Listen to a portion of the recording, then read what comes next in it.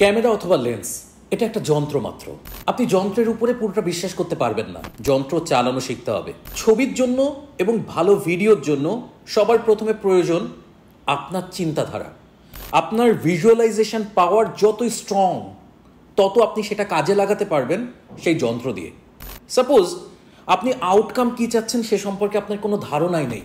আপনার বাবা অথবা পরিবার আপনাকে একটা দামি ক্যামেরা কিনে দিয়েছে, কিন্তু আপনি তা দিয়ে কিন্তু আউটকাম বের করতে পারবেন না। আপনি যদি নর্মাল একটা ক্যামেরা ব্যবহার করেন, কিন্তু আপনার ভিজুয়ালাইজেশন পাওয়ার যদি খুব স্ট্রং হয়ে থাকে, তাহলে তা থেকেই আপনি এক্সপেরিমেন্ট করবেন, আলো নিয়ে খেলা করবেন, এবং তা থেকেই আপনি ভালো আউটকাম বের করতে পারবেন। সাথে সাথে শুধু ছবি ভিডিও করতে পারলেই কিন্তু শেষ না, পোস্ট প্রোডাকশন, এডিটিং সম্পর্কে আপনার জ্ঞান থাকতে হবে।